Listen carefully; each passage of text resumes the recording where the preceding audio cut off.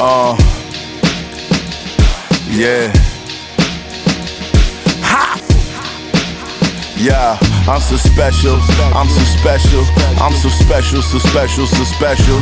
I'm like Ichigo, master in a red suit.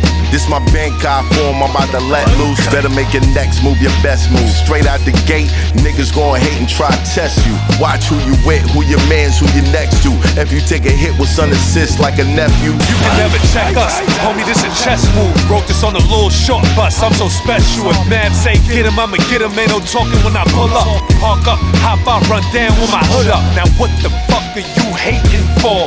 Can't DFG get money anymore?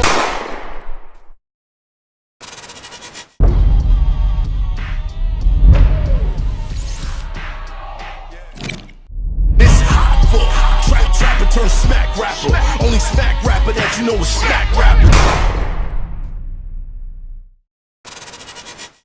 You ran into issues when y'all started popping off. I remember Houston, Texas, period,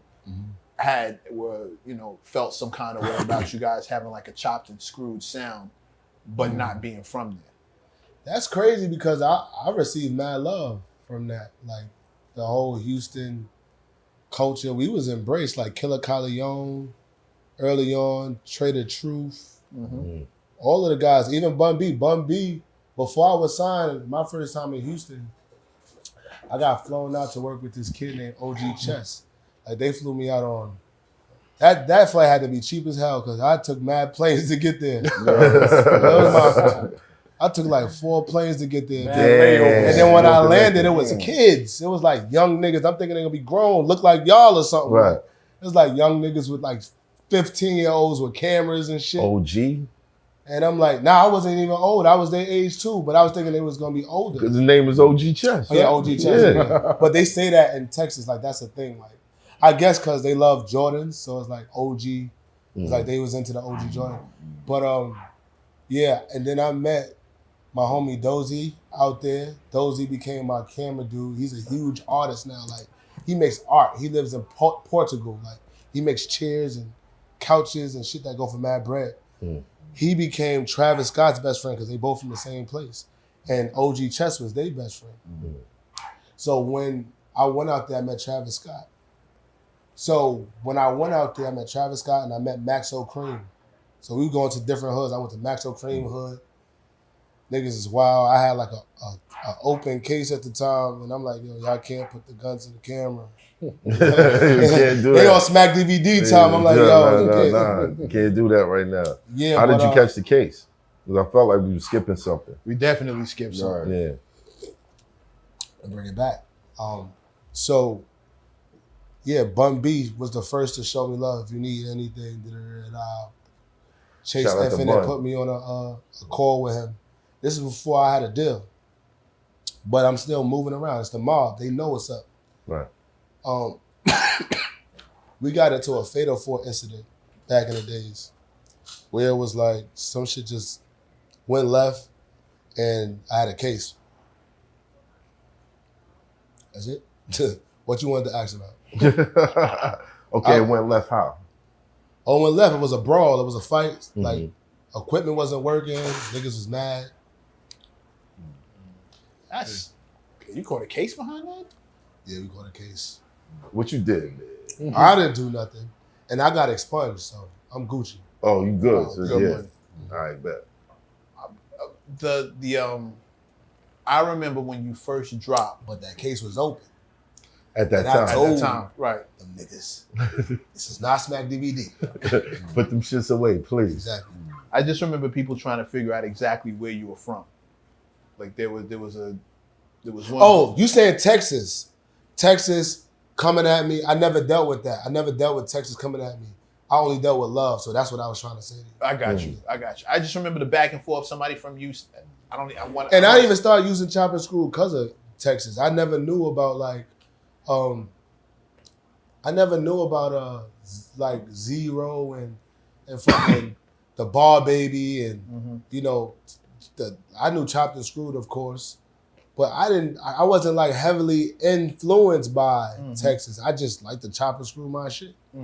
And then when I went out there is when I got more of the colors and the flavor out there, and I was able to incorporate it. I went back and listened to like OG Ron C tapes and shit like that, and they became my OGs.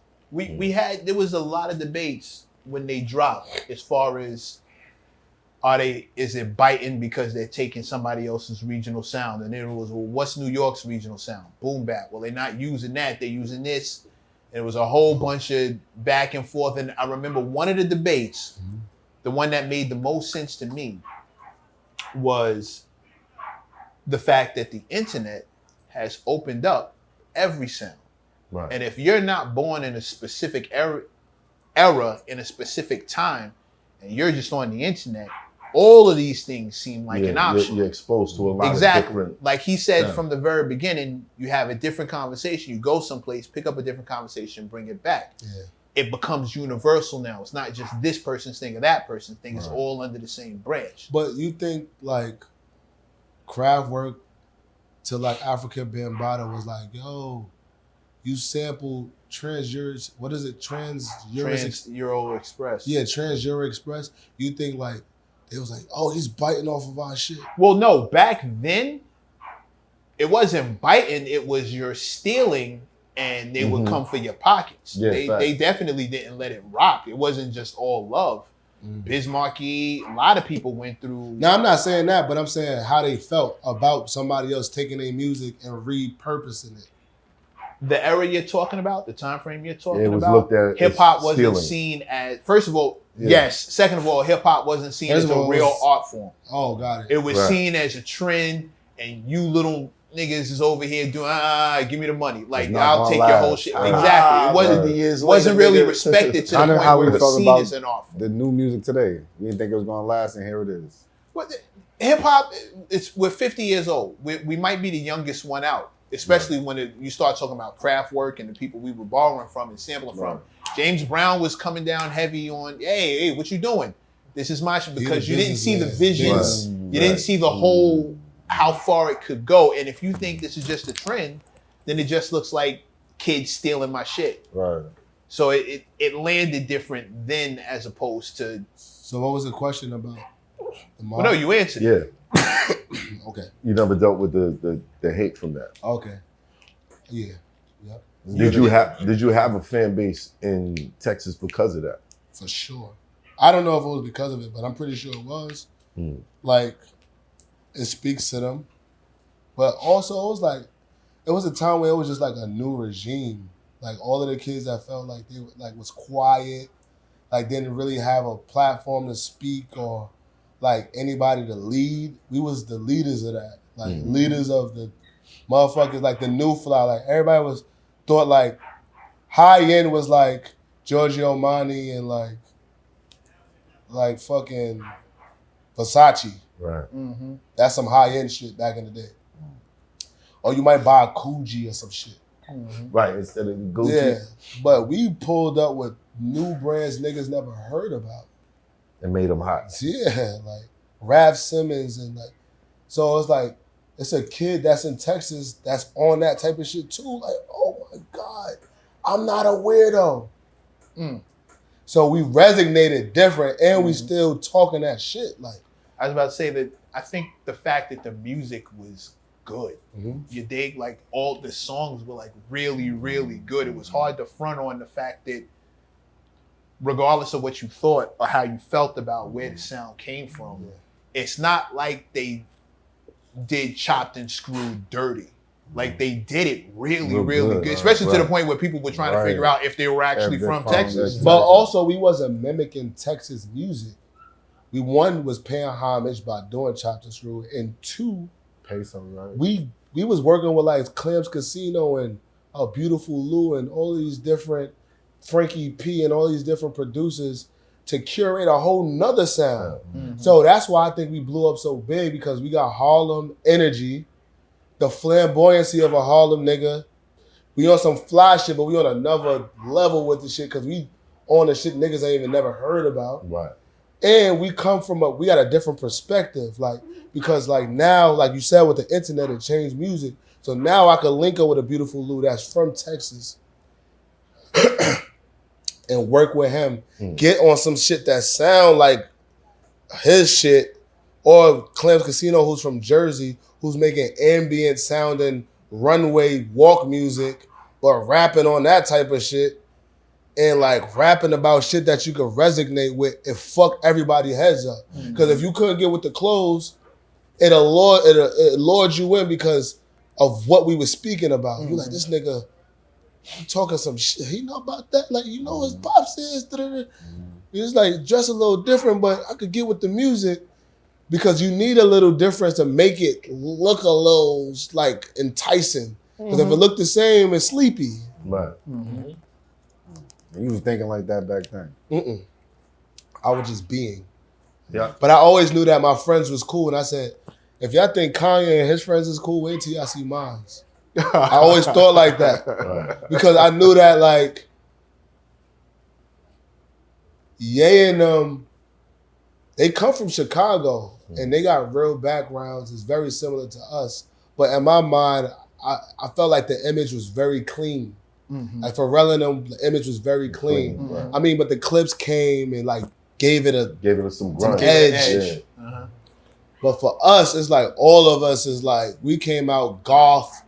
We was on golf time, but like niggas is still selling drugs, like with the skinnies on, with the loafers and a cardigan with the fitted on, like driving vintage, dirty Benzes, selling coke to lawyers and shit like that. Like, you feel me? We was coming from something different. Right. It was very real, like, but unapologetic, like we who we is. And like, I really feel like it was like the graduation of that. It was a bit of Dipset, Wu-Tang, Onyx, all of the shit that came before us, a little bit of Pharrell, Kanye, all of that shit together. Because your sound was like Dipset in the other direction. And where they sped samples up, y'all slowed them down.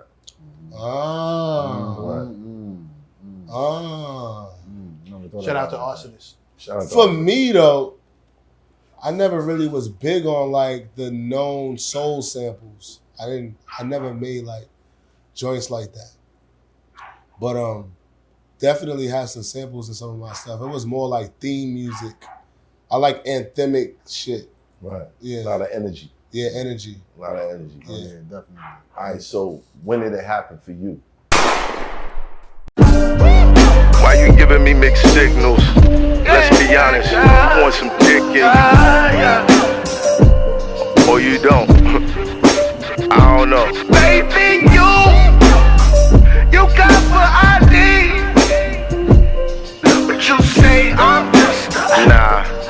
You say I'm just a... Fuck out of here. Stop